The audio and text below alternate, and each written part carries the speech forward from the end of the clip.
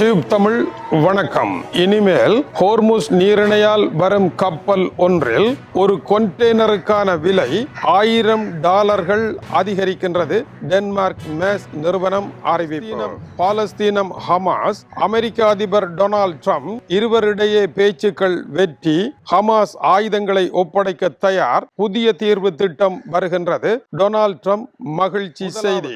அமெரிக்க அதிபர் Donald Trump 2025 ஆண்டு October மாதம் முன்வைத்த காசாவிற்கான தீர்வு திட்டத்தை இப்பொழுதுதான் தாங்கள் எட்டி தொட்டிருக்கின்றோம் என்றும் இந்த அமைதி முயற்சி வெற்றி பெற்றிருப்பதாகவும் அறிவித்திருக்கின்றார். இஸ்ரேலிய பிரதமர் பெஞ்சமின் நெட்டன்யாகுவை அமெரிக்காவினுடைய வெள்ளை மாளிகைக்கு அழைத்து அவருடன் பேசியதன் பின்னர் பாலஸ்தீனம் தொடர்பாக டொனால்ட் ட்ரம்ப் வெளியிட்டிருக்கின்ற முக்கியமான கருத்து இதுவாகும். டொனால்ட் ட்ரம்ப் என்ன சொல்ல போகின்றார் என்று நாங்கள் காத்திருக்கின்றோம் என்று நேற்று இஸ்ரேலிய பேச்சாளர் கூறியதன் பின்னதாக அவர் இதை சொல்லி இருக்கின்றார். இந்த தீர்வு திட்டத்தின் பிரகாரம் டொனால்ட் ட்ரம்ப் 20 அம்சங்களை அதில் இணைத்திருந்தார். இந்த 20 அம்சங்களிலும் இணக்கப்பாடு ஏற்பட்டிருப்பதாகவும் இதற்காக அரும்பாடுபட்ட துருக்கி, கட்டார், எகிப்து ஆகிய 3 நாடுகளுக்கும் தான் மகத்தான நன்றிகளை தெரிவிப்பதாக டொனால்ட் ட்ரம்ப் கூறியிருக்கின்றார். இந்த தீர்வு திட்டத்தின்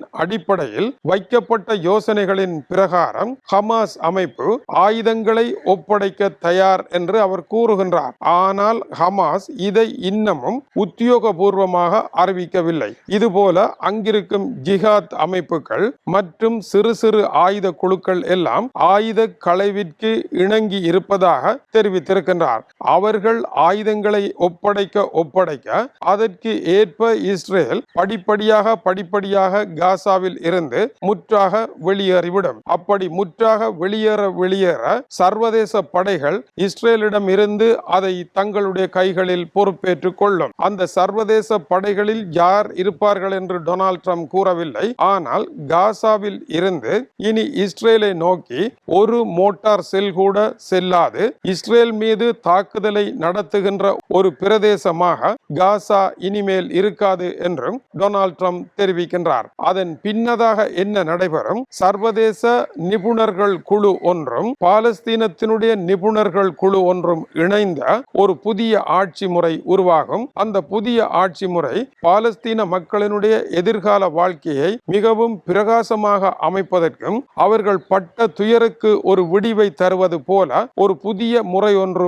வருவதாகவும் அதை அமுல் செய்ய இருப்பதாகவும் இது இப்போதைய காலகட்டத்தில் மிகப்பெரிய திருப்பம் என்றும் டொனால்ட் ட்ரம்ப் கூறியிருக்கின்றார். வருகின்ற நவம்பர் தேர்தலுக்கு ஈரானை வென்று அதன் மூலமாக ஒரு வெற்றியை பெற நினைத்த டொனால்ட் ட்ரம்பினால் அதை செய்ய முடியாமல் போன நிலையில் கடைசி பாலஸ்தீன பிரச்சனையை தீர்த்தாவது இந்த ஆபத்தில் இருந்தும் தேர்தல் வீழ்ச்சியில் இருந்தும் தப்பி பிழைக்கலாம் என்ற இடத்தை நோக்கி டொனால்ட் ட்ரம்ப் வந்திருக்கின்றார். இஸ்ரேல் இது பற்றி எதுவும் கூறவில்லை. ஆனால் இஸ்ரேலிய படைகள் முற்றாக வெளியேற வேண்டும் என்ற இணக்கப்பாடும் ஏற்பட்டு இருப்பதாக அந்த செய்தி தெரிவிக்கின்றது. இரண்டாவது முக்கியமான விடயம், ஈராக்கில் இருக்கின்ற ஈரானுடைய ஆதரவு பெற்ற ஆயுத குழுக்கள் மீது சவுதி அரேபியாவும் அமெரிக்காவும் இணைந்து நடத்திய தாக்குதலில் 20 பேர் கொல்லப்பட்டார்கள் என்பது நேற்றைய செய்தி. மேலும் அதிகமானவர்கள் மரணித்திருக்கின்றார்கள் என்றும் அதில் முக்கியமாக ஈரானுடைய ரெவல்யூஷன் கார்ட் படைப்பிரிவை சேர்ந்த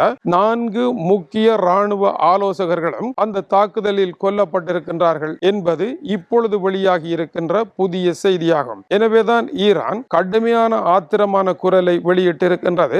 அமெரிக்காவினுடைய ராணுவ தளங்கள் இனிமேல் மத்திய கிழக்கில் இருக்கக்கூடாது என்றும் பல ஆயிரம் கிலோமீட்டர்கள் தொலைவில் இருந்து இங்கு வந்து எங்களை ஆதிக்கம் செய்ய முடியாது என்றும் அவர்கள் ஒட்டுமொத்தமாக இங்கிருந்து வெளியேறிவிட வேண்டும் என்றும் கூறியிருக்கின்றது. எப்படி காசாவில் இருந்து இஸ்ரேல் முற்றாக துடைத்தறியப்பட வேண்டுமோ அதுபோல மத்திய கிழக்கில் இருந்து அமெரிக்க ராணுவ தளங்கள் முற்றாக துடைத்தறியப்பட வேண்டும் என்பது ஈரானுடைய இப்போதைய பிடிவாதமாக இருக்கின்றது. இதனால் சகல தளங்களிலும் தங்களுடைய தாக்குதல் வெடிக்கப் போவதாக அவர்கள் தெரிவிக்கின்றார்கள்.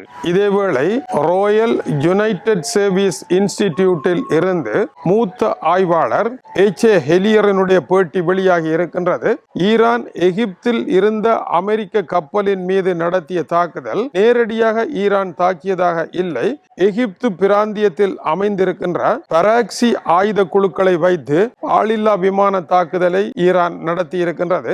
எகிப்தின் மீது நடத்தப்பட்ட இந்த தாக்குதல் சொல்லுகின்ற செய்தி, போரை பரவலாக்கம் செய்வதற்கு நாங்கள் தயாராகிவிட்டோம் என்கின்ற செய்தியை ஈரான் சொல்வதற்கான ஒரு முயற்சியாகவே இருப்பதாக அவர் குறிப்பிடுகின்றார். அமெரிக்கா நேற்று 40 இலக்குகளில் ஈரான் மீது நடத்திய தாக்குதலின் பின்னர் இனிமேல் பொறுமை கடைபிடிக்க எதுவும் கிடையாது என்றும், போரில் என்னென்ன காரியங்களை எல்லாம் செய்ய முடியுமோ அத்தனையையும் செய்வதற்கு தாங்கள் தயாராகிவிட்டோம் என்று ஈரான் கூறியிருப்பது, ஈரான் இந்த போரை தனக்குள் மட்டும் தனியாக வைத்திருந்து மிக கடினமான ஒரு போரை எதிர்கொள்ளாமல் எல்லோரையுமே போர்க்களத்தில் வீழ்த்துவதன் மூலமாக இதில் யார் வென்றார் தோற்றார் என்பதை கண்டுபிடிக்க முடியாத பெரும் குழம்பிய குட்டையாக மத்திய கிழக்கை உருவாக்குவதற்கான முயற்சியில் ஈடுபட்டிருக்கின்றது என்பது அவருடைய கணிப்பாக இருக்கின்றது. இதை தொடர்ந்து ஈரான் ஐரோப்பிய நாடுகளுக்கு எச்சரிக்கை விட்டிருக்கின்றது. அமெரிக்கர்களுடைய விமானங்களுக்கு தங்குமிடத்தை வழங்குவீர்களாக இருந்தால் உங்கள் மீதும் தாக்குதல் நடைபெறும். ஈரானால் இதை சகித்துக் கொள்ள முடியாது என்று கூறியிருக்கின்றார்கள். உதாரணமாக ஐரோப்பாவில் சைப்ரஸ், பல்கேரியா ஆகிய இடங்களில் அமெரிக்க விமானங்கள் இறங்கி செல்லுகின்றன. இவர்களுக்கு நேரடியாக தொலைபேசி மூலமாக ஈரானுடைய வெளியுறவுத்துறை அமைச்சர் அப்பாஸ் அரக்சி, அமெரிக்காவுக்கு தளங்கள் வழங்கக்கூடாது, வழங்குவீர்களாக இருந்தால் நேரடியாக ஈரான் போரில் நீங்களும் ஈடுபட்டுள்ளீர்கள் என்ற முடிவிற்கே நாங்கள் வருவோம், ஆகவே இதை உடனடியாக நிறுத்துங்கள் என்று கூறியிருக்கின்றார். பல்கேரியா இது பற்றி ஈரானுக்கு தெரிவிக்கின்ற பொழுது, நாங்கள் அமெரிக்காவினுடைய விமானங்கள் எரிபொருள் நிரப்புவதற்காக மட்டுமே வழங்குகின்றோம், மற்ற எதையும் நாங்கள் செய்யவில்லை என்று கூறியிருக்கின்றார்கள். எனவே எரிபொருளை விற்கவும் கூடாது என்று நீங்கள் கூற முடியாது என்பது பல்கேரியாவினுடைய விளக்கமாக இருக்கின்றது. ஈரான் ஐரோப்பாவிற்கு விடுத்திருக்கின்ற எச்சரிக்கை மேலும் பல நாடுகளுக்கு அதிர்ச்சியை ஏற்படுத்தி இருக்கின்றது. ஐரோப்பா இனிமேல் அமைதியாக இருக்க முடியாது என்பதை ஈரான் உணர்த்தி இருக்கின்றது. எனவே போர் பரவலாக்கம் என்பது தனியே மத்திய கிழக்கு மட்டும் அல்ல, ஐரோப்பா நோக்கியும் பரவுவதற்குரிய சமிக்ஞையாக இது இருக்கின்றது. ஐரோப்பாவினுடைய பொருளாதார மையங்கள் மிக பெரும் அபாயமான குறியில் இருப்பதையும் மறுத்துவிட முடியாது. அதைத்தான் கிறிஸ்டியான் மௌரிட்சன் பொருளாதார ரீதியாக உலகம் பெரும் பிரச்சனைகளை சந்திக்க போகின்றது என்று குறிப்பிட்டிருக்கின்றார். அமெரிக்கா பிரிட்டனினுடைய தளங்களை இனிமேல் தமக்கு எதிராக பாவிக்க கூடாது என்ற கருத்தையே சுட்டிக்காட்டுகின்றது. இப்படியான நெருக்கடிகளினால் டென்மார்க்கினுடைய மேஸ்ட் நிறுவனம், மிகப்பெரிய கப்பல்களில் பொருட்களை ஏற்றுமதி செய்கின்ற நிறுவனம், இனிமேல் செலவுகள் கட்டுப்படியாகாது என்றும், ஹோர்முஸ் நீரிணையால் தாங்கள் பயணிப்பதில்லை என்றும், ஆனாலும் இனிமேல் பயணிக்கக்கூடிய ஒரு சூழ்நிலை வருமாக இருந்தால் பழைய கட்டணங்களில் பயணிக்க முடியாது என்றும் முன் அறிவிப்பாக ஒரு கொண்டெய்னருக்கு மேலதிகமாக $1000 அதிகரிக்கப்படுவதாக தெரிவித்திருக்கின்றது.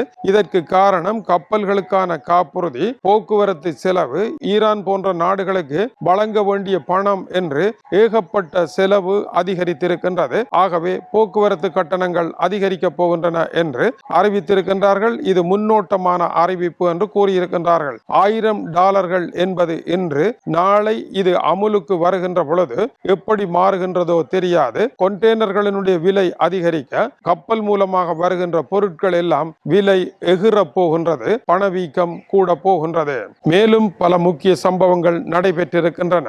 எங்கும் கேட்க முடியாத அற்புதமான செய்திகளை எல்லாம் எடுத்து வந்து உங்களிடம் தந்து மகிழ்கின்றோம். இது டியூப் தமிழனுடைய உலக செய்திகளுக்காக இலங்கை வடபுலம் யாழ்ப்பாணத்திலிருந்து கீசே துறை.